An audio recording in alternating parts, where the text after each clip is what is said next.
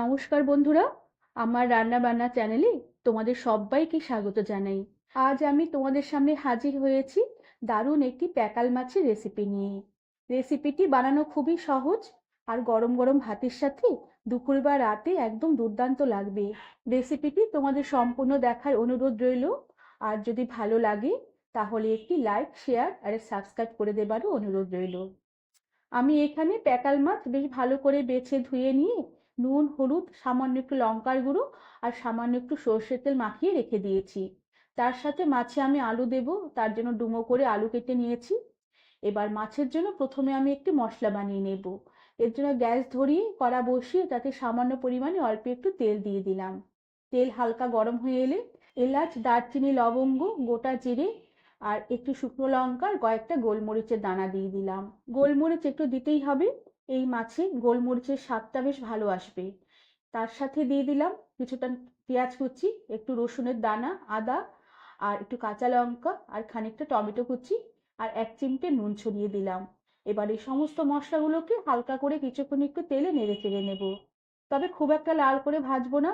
মশলাগুলোকে তেলে নেড়ে চেড়ে নেবার পরে মশলাগুলো একটু নরম নরম যখনই হয়ে আসবে, কড়া থেকে মশলাগুলোকে উঠিয়ে নেব আর শিলপাটায় বেশ ভালো করে মসৃণ করে মশলাগুলোকে আমি বেটে নেব।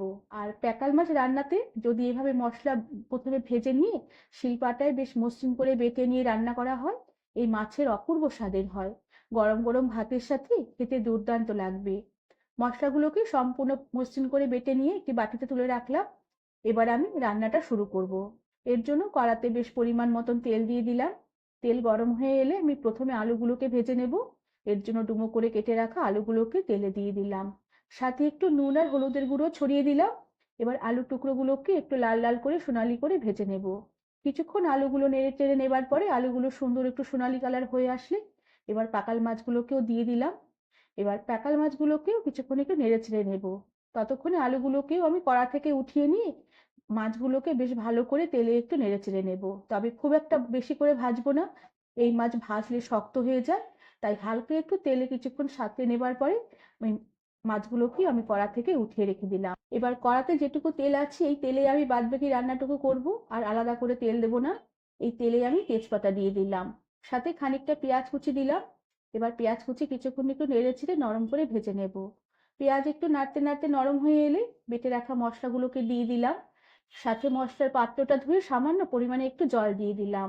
সাথে পরিমাণ মতো নুন আর হলুদ গুঁড়ো দিয়ে দিলাম। আর তার সাথে সামান্য একটু কাশ্মীরি লঙ্কার গুঁড়ো দিলাম। এটি অপশনাল, না দিলেও চলবে, তবে দিলে মাছের কারির কালারটা বেশ ভালো আসবে। এবার এই সমস্ত মশলাগুলোকে বেশ ভালো করে তেল ছেড়ে আসা অবধি কষিয়ে নেব।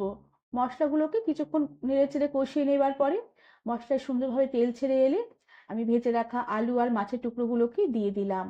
এবার মাছ আর আলু টুকরোগুলোকেও মশলার সাথে কিছুক্ষণ একটু নেড়ে চেড়ে হালকা করে কষিয়ে নেব, যাতে মশলার ফ্লেভারগুলো আলুর মধ্যে মাছের মধ্যে বেশ ভালো করে মিশে যায়। আর এভাবে কিছুক্ষণ নেড়ে চেড়ে একটুক্ষণ কষিয়ে নেওয়ার পরে আমি ঝোলের জন্য পরিমাণ মতন গরম জল দিয়ে দিলাম। এখানে ঝোলের জন্য গরম জলই ব্যবহার করতে হবে। গরম জল দিয়ে বেশ ভালো করে নেড়ে চেড়ে এবারে সবকিছু মিশিয়ে নেব। এরপরে রান্নাটা আমি প্রেসার কুকারে করব। এর জন্য কড়ার সম্পূর্ণ ঝোল আর আলু আর মাছগুলোকে প্রেসার কুকারে দিয়ে দিলাম। প্রেসার কুকারে দিয়ে আমি একটা সিটি দিয়ে নেব।